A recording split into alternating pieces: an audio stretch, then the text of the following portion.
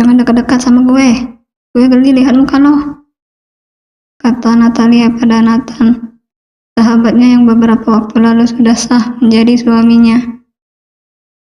Ini malam pertama kita, tapi jujur, gue juga geli-geli enak bayangin lakuin itu sama lo, kata Nathan, tidak bisa menahan tawanya. Natalia langsung memukul tangan sahabatnya. Tidak ada cinta di antara mereka. Bagaimana mungkin dia bisa melakukan kewajibannya sebagai istri? Belum juga melakukan malam pertama, dia sudah berpikir untuk menendang wajah Nathan yang menatap tubuhnya sambil menahan tawa. Daripada bayangin, ayolah, gas aja, kata Nathan sambil kena menaikkan sebelah alisnya. Si bangsat, bisa-bisanya lo mikir kayak gitu, maki Natalia yang membuat tawa Nathan. Tawa Nathan baru terhenti saat suara ketukan pintu terdengar. Dia langsung membuka pintu kamarnya. Gue bawain lo minuman dan makanan, kata Dava, abang kandung Nathan. Tumben lo baik, kata Nathan menatap curiga pada abangnya itu. Asalnya mereka tidak pernah bisa akur selama ini. Gue seneng kampret, gak disuruh nikah lagi. Anggap aja ini tanda terima kasih gue, kata Dava, lalu menyerahkan makanan dan minuman yang dibawa pada Nathan. Sialan lo. Nathan menendang bokong Dava. Abangnya itu langsung menghindar, walaupun kaki Nathan sudah mendarat di bokongnya. Dava tidak membalas dan langsung melangkah pergi. Awas lo, ancaman Nathan, lalu menutup pintu kamarnya. Natalia dan Nathan langsung makan tanpa curiga sama sekali, sedangkan Dava mengacungkan jempolnya pada mama dan papanya. Misi completed, gak bakal gagal. Kalau gagal si Nathan impoten, dosis gede itu, katanya sambil turunkan alisnya. Jangan ngomong yang buruk soal adik kamu, kata Rianti, mama kedua anak laki-laki bandel itu. Bukan adik, Ma. Cuma orang yang numpang bareng di rahim yang sama selama 9 bulan, kata Dava ngeles. Jangan gitu, Nak, kata Rianti lagi. Setelah itu mereka kembali ke kamar masing-masing. Nathan dan Natalia yang tidak tahu makan dan minuman mereka dicampur dengan obat perangsang. Makan seperti orang kelaparan yang tidak bertemu nasi seminggu. Tumben Dava baik, kata Natalia curiga. Tapi apalah daya, dia dan Nathan sudah terkenal jebakan Batman. Tahu tuh, tapi enak kok makanannya. Gue rasa juga gak ada yang aneh. Belum 7 detik Nathan mengatakan hal itu, obatnya mulai bereaksi. Tubuhnya mulai panas saat tangannya bergesekan dengan tangan Natalia. Desiran insting alami laki-lakinya meluap begitu besar. Natalia juga merasakan kepanasan. Dia mulai mempertanyakan kinerja AC di kamar Nathan. AC-nya kayaknya rusak deh, kata Natalia mengibas-ibaskan baju bagian dadanya, sehingga lehernya langsung menjadi objek utama pandangan Nathan. Nathan yang mulai merasakan efek obat langsung mengambil bantal untuk menutupi pangkal pahanya.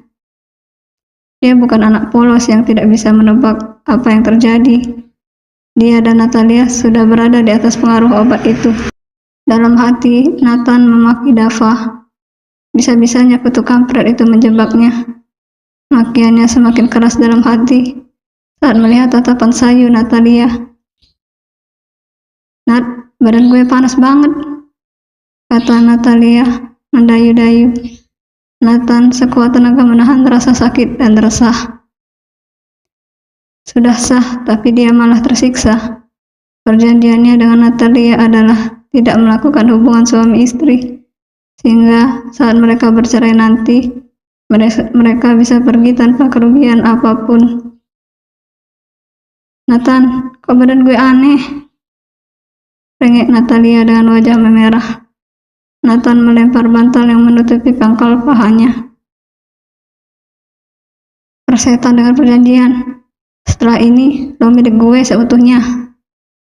Bisik Nathan sambil mengelus pipi Natalia. Gue bantu lo menghilangkan semua rasa tidak nyamannya, kata Nathan sebelum bibirnya mendarat di bibir merah merekah milik Natalia. Bagi yang belum cukup umur, mundur deh. Obat perangsang yang diberikan oleh Dava benar-benar menguasai dua insan manusia yang syukurnya sudah dalam ikatan pernikahan. Insting alami Nathan dan Natalia benar-benar memacu mereka dalam gairah panas menyengat.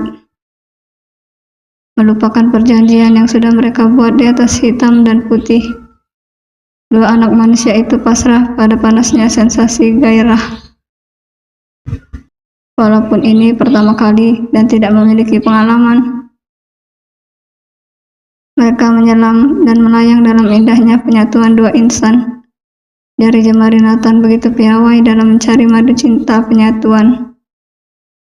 Bibir merah itu juga melukiskan tanda miliknya pada tubuh wanita pujaannya. Mereka berdua tenggelam dan melayang secara bersamaan, melupakan semua rasa geli dan canggung satu sama lain. Tak ada penolakan, tidak ada rasa enggan, yang ada hanya insting yang saling terpacu satu sama lain. Nathan dan Natalia bahkan tidak tahu jika mereka mengeluarkan suara yang bisa meningkatkan perasaan satu sama lain. Keringat yang saling membasahi tubuh mereka juga tidak menjadi penghalang mereka mengejar puncak dunia insting. Keesokan paginya, Nathan melihat Natalia yang tidur di sampingnya. Istri sekaligus sahabatnya itu terlihat kelelahan dengan air mata di sudut-sudut matanya. Nathan merapikan selimut yang menutupi tubuh Natalia, mengacak-acak rambutnya berulang kali, berpikir jika Natalia sangat menyesal melakukan hubungan suami istri dengannya. Dia juga merasa kesal pada dirinya saat melihat darah yang ada di spray. Harusnya tidak seperti ini. Dia seperti binatang buas yang memburu mangsa. Sial, gara-gara Dava semua ini terjadi. Tapi juga salah gue. Gue harusnya gak kayak binatang buas. Harusnya kalau Natalia enjoy gak bakal berdarah, kata Nathan dengan frustasi. Namun Nathan juga tidak bisa memungkiri jika dia sangat suka apa yang terjadi tadi semalam. Walaupun Natalia mungkin tidak seperti dirinya saat akhir istri terlihat kesakitan, namun karena obat perangsang lebih kuat, rasa sakit itu ditepis oleh Natalia. Maaf ya Ai, gara-gara gue udah sakit, kata Nathan merapikan rambut Natalia yang berantakan karena ulahnya. Dia juga bersemu malu saat melihat lukisan yang dibuatnya di leher dan beberapa bagian tubuh Natalia. Aduh, kata Natalia saat mencoba mengubah posisinya. Rasa sakit langsung menyerang seluruh tubuhnya, membuat air matanya menetes dengan deras.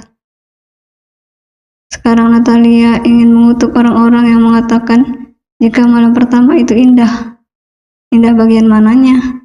Rasanya sakit sekali. Lo nyesel, kata Nathan dengan wajah kecewa yang amat sangat. Nathan memperhatikan Natalia yang menangis sambil menggenggam selimut. Gak nyesel, cuma sakit banget Nat, kata Natalia jujur. Tidak ada yang perlu disesali, tapi dia juga tidak bisa menyembunyikan rasa sakitnya. Sakit banget Nat, kata Natalia lagi sambil menangis. Lo mah enak, masih bisa bangun. Gue mau mikir nyesel aja kagak mampu. Otak gue cuma merespon sakit. Omel Natalia membuat Nathan tertawa terbahak-bahak. Sakit-sakitan nikmat lah kalau buat gue. Otak gue seketika jadi tambah encer. Mau nambah sih gue, tapi lo Udah kayak orang yang habis disunat. Nathan kembali tertawa melihat Natalia yang ingin melempar bantal, tapi tidak jadi. Sahabatnya itu malah meringis kesakitan. Gue ambil obat anti nyeri buat lo. Nathan ingin meraih gagang pintu, tapi dihentikan Natalia. Ganti dulu celana lo, pakai baju juga, katanya menunjuk tubuh Nathan yang penuh tanda cinta darinya. Kalau perlu, mandi dulu baru keluar. Sementara Nathan menghilangkan bukti adegan menyengat tadi malam, Dava sebagaimana pelaku utama kekacauan makan dengan tenang, menyuapkan roti dan minum susunya dengan lahap. Dia yakin sekali kalau dua orang itu tidak akan mampu menolak reaksi obat perangsang yang diberikannya. Uangnya dihabiskan untuk membeli barang jahat itu.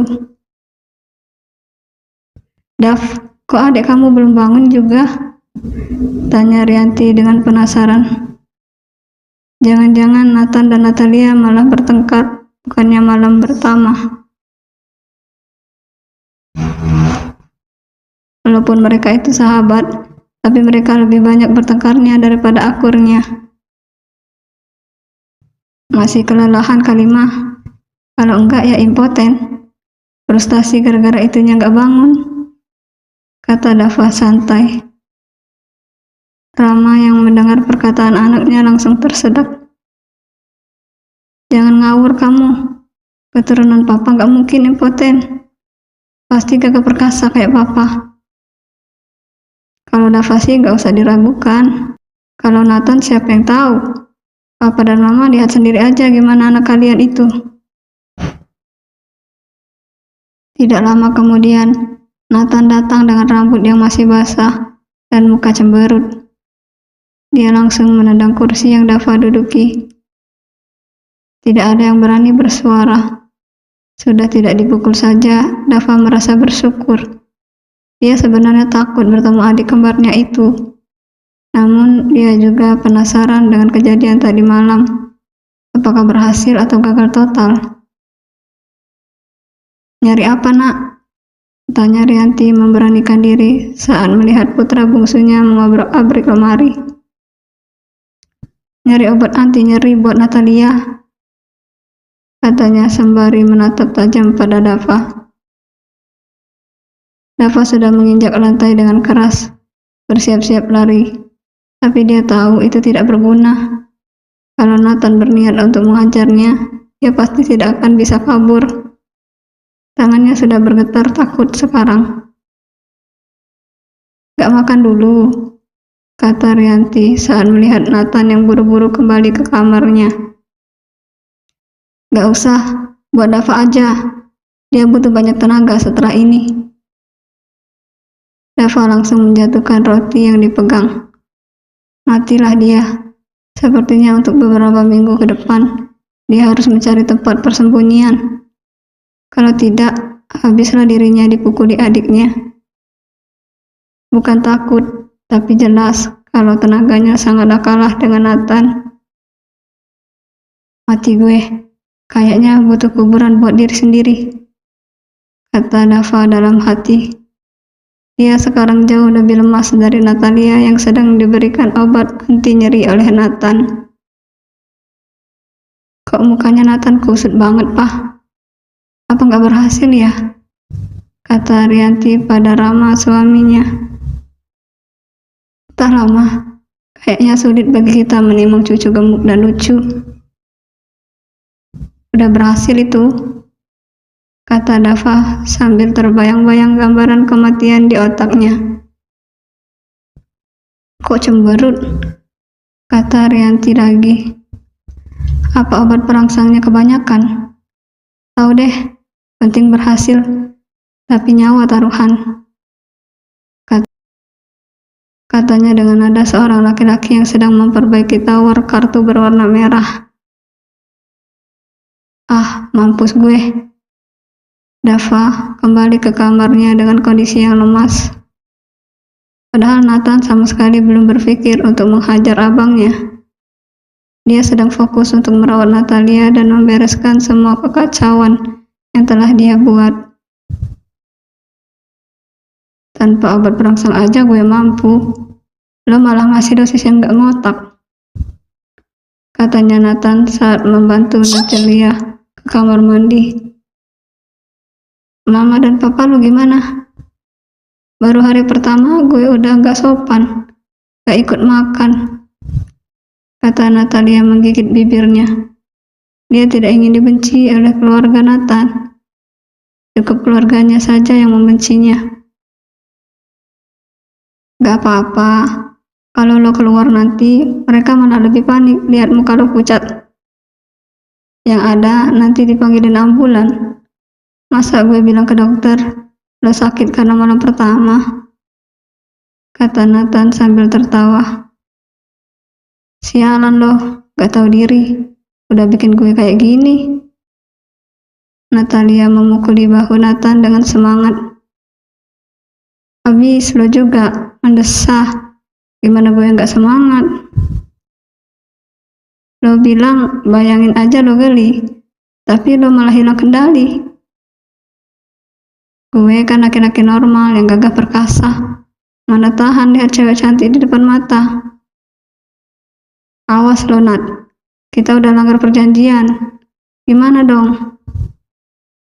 Mau gimana lagi? Gas aja. Habis enak kan? Kata Nathan membuat Natalia melotot. Dasar laki-laki pemikiran selalu tidak jauh-jauh dari situ. Susah ay, kalau udah ngerasain sekali, udah gak mungkin buat nahan diri, kata Nathan dengan mata berbinar. Namun Natalia langsung waspada. Bersambung.